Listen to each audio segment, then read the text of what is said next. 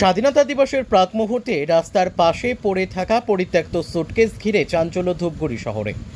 বৃহস্পতিবার বিকেলে শহরের নবজীবন সংঘ সংলগ্ন বিবেকানন্দ পাড়া এলাকায় রাস্তার পাশে একটি পরিত্যক্ত সুটকেস পড়ে থাকতে দেখেন স্থানীয়রা। এভাবে সুটকেস পড়ে থাকতে দেখে মুহূর্তের মধ্যেই এলাকায় প্রচুর ভিড় জমে যায়। জনবহুল এলাকার ঘটনা হওয়ায় রাস্তার একদিকে যান চলাচল বন্ধ হয়ে যায়।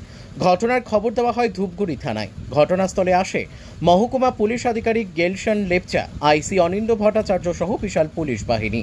পাশাপাশি ঘটনাস্থলে আসে বম্ব স্কোয়াড ও মেটাল ডিটেক্টর চেকিং দল। তারা সুটকেস পরীক্ষা করে দেখেন। পরবর্তীতে আইসি সুটকেস তুলতেই ভেতর থেকে জল বের হয়। এরপর তিনি সুটকেস গাড়িতে তুলে নিয়ে চলে যান। আতঙ্কমুক্ত হয় গোটা এলাকা। পুলিশের তরফে জানানো হয়েছে সুটকেসের ভেতরে কিছু নেই এবং তার একদিকের লক বিকল, হয়তো কেউ ফেলে রেখে গিয়েছে বলে অনুমান। তবে মানুষের মধ্যে অযথা আতঙ্ক ছড়ানো থেকে বিরত থাকার আবেদন জানানো হয়েছে। ধূপগুড়ি থেকে ভাস্কর মহন্তের রিপোর্ট, আমাদের টিভি। আতঙ্কের বিষয় যে কালকে আমাদের 15ই আগস্ট এর সামনে আজকে এইরকম কাহিনী দেখে তো একটা ভয়ের বিষয় না। রাস্তাঘাটে এত লোকজন যাওয়া আসা করতেছে। কি রয়েছে সেখানে? এখানে কি আছে, একটা সুটকেস পাওয়া যাচ্ছে, কিন্তু সুটকেসটা কি রেখে গেল? কোথায় রয়েছে ওটি? এটা হচ্ছে রায় ভবনের উল্টা পাশে রাখা হয়েছে, আমাদের ক্যাফে ড্রেনের উল্টা পাশে, রাস্তার উপরে? রাস্তার পাশে, রাস্তার ড্রেনের পাশে পড়ে আছে। এখানে তো কতটা আতঙ্ক?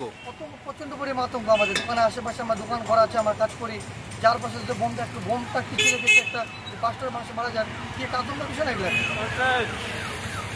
আপনার নাম? আমার নাম রামপ্রসাদ শর্মা, হসপিটাল।